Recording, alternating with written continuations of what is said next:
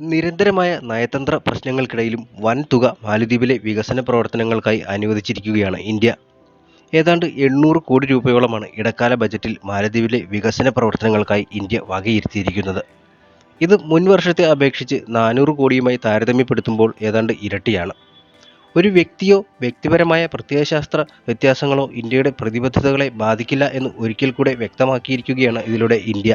ഇന്ത്യയെ ശത്രുപക്ഷത്ത് നിർത്തുന്ന ചൈന അനുകൂലിയായ മുഹമ്മദ് മൊയ്സു സർക്കാരിലെ മന്ത്രിമാർ പ്രധാനമന്ത്രി നരേന്ദ്രമോദിക്കെതിരെ നിന്ദ്യമായ രീതിയിൽ വ്യക്തി അധിക്ഷേപം നടത്തിയിട്ടും ആ രാജ്യത്തോടുള്ള പ്രതിബദ്ധതയിൽ ഒരു മാറ്റവും വരുത്താതെ ഉന്നതമായ ആദർശശുദ്ധിക്ക് മാതൃകയായിരിക്കുകയാണ് ഇതിലൂടെ രാജ്യം.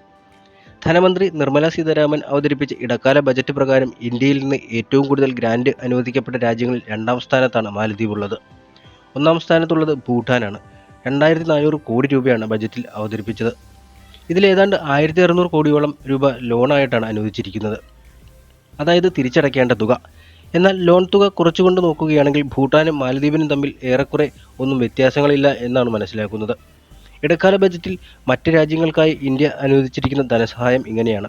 ഭൂട്ടാനു വേണ്ടി 2398 കോടിയും, മാലദ്വീപിനായി 770 കോടിയും, നേപ്പാളിനായി 650 കോടിയും, മ്യാൻമാറിനായി 370 കോടിയും, മൗറീഷ്യസിനായി 330 കോടിയും, അഫ്ഗാനിസ്ഥാന് വേണ്ടി 220 കോടിയും, ബംഗ്ലാദേശിന് 130 കോടിയും, ശ്രീലങ്കയ്ക്ക് 60 കോടിയും, സീഷെൽസിന് 9 കോടിയും, മംഗോളിയയ്ക്ക് 5 കോടിയുമാണ് ബജറ്റിൽ വകയിരുത്തിയിട്ടുള്ളത്. എന്നാൽ ഇന്ത്യൻ തീരത്ത് നിന്ന് അകലുന്ന ഈ ദ്വീപരാഷ്ട്രത്തെ സഹായിക്കാൻ വൻ പദ്ധതിയുമായി ഇന്ത്യ രംഗത്തെത്തിയത് ഇന്ത്യക്കാർക്കിടയിൽ തന്നെ അമർഷമുണ്ട്.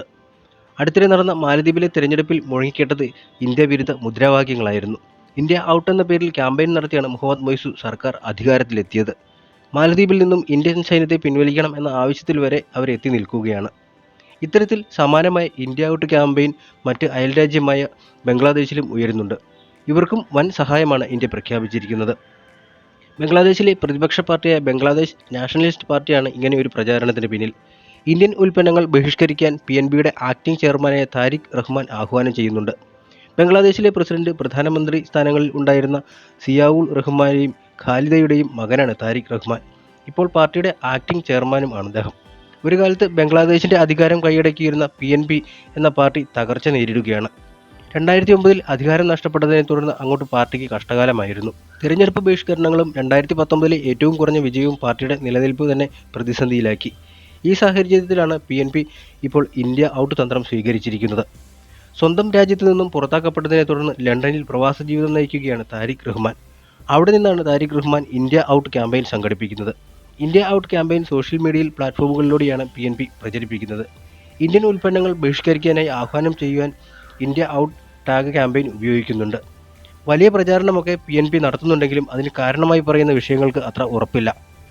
സൗത്ത് ഏഷ്യയിൽ തന്നെ അതിവേഗം വളരുന്ന സമ്പദ് വ്യവസ്ഥയാണ് ബംഗ്ലാദേശിനുള്ളത്. 2026 ആകുമ്പോഴേക്കും രാജ്യം വലിയ കുതിപ്പ് നടത്തുമെന്നാണ് പ്രതീക്ഷിക്കപ്പെടുന്നത്. അതിനിടെയാണ് ഇന്ത്യ അയൽരാജ്യത്തിൻ്റെ കാര്യങ്ങളിൽ ഇടപെടുന്നുവെന്ന ആരോപണം PNB ഉയർത്തുവാൻ ശ്രമിക്കുന്നത്. PNB ഭരണത്തിലുണ്ടായിരുന്നപ്പോൾ ബംഗ്ലാദേശിന് പാകിസ്ഥാനുമായി നല്ല ബന്ധമാണ് ഉണ്ടായിരുന്നത്. ഷെയ്ഖ് ഹസീനയുടെ സർക്കാർ വന്നപ്പോൾ ഇന്ത്യയുമായുള്ള ബന്ധം മെച്ചപ്പെട്ടു. ഷെയ്ഖ് ഹസീനയുടെ പിതാവ് ഷെയ്ഖ് മുജീബുർ റഹ്മാന്റെ ഇന്ത്യയുമായുള്ള മികച്ച ബന്ധം കാത്തുസൂക്ഷിക്കാൻ ആഗ്രഹിച്ചിരുന്ന വ്യക്തിയുമാണ്. ബംഗ്ലാദേശിൽ ചൈന വൻതോതിൽ നിക്ഷേപം നടത്തിയിട്ടുണ്ടെങ്കിലും ഇന്ത്യയോടുള്ള നിലപാടിൽ ഷെയ്ഖ് ഹസീന ഉറച്ചു നിൽക്കുകയാണ്. മേഖലയിൽ ചൈനയുടെ സ്വാധീനം വർദ്ധിച്ചു വരുന്ന സാഹചര്യത്തിൽ ബംഗ്ലാദേശുമായുള്ള കൂട്ടുകെട്ട് ഇന്ത്യക്ക് ഏറെ വിലപ്പെട്ടതാണ്. ഇന്ത്യ ചൈന വഴക്ക് തൽക്കാലം കണ്ടില്ലെന്ന് നടിക്കുന്ന സമീപനമാണ് ഹസീനയുടേത്. ഒരൊറ്റ ചൈന നയത്തെ ബംഗ്ലാദേശ് തള്ളിപ്പറയുന്നില്ല. അതേസമയം തീവ്രവാദത്തെ ചെറുക്കുവാനും രാജ്യങ്ങൾക്കിടയിൽ സ്വതന്ത്ര വ്യാപാരവും വിനിമയവും ഉറപ്പുവരുത്തുവാനുമുള്ള പാശ്ചാത്യ ലോകത്തിൻ്റെ ശ്രമങ്ങളെ ഇന്ത്യക്കൊപ്പം ബംഗ്ലാദേശ് പിന്തുണയ്ക്കുന്നുമുണ്ട്.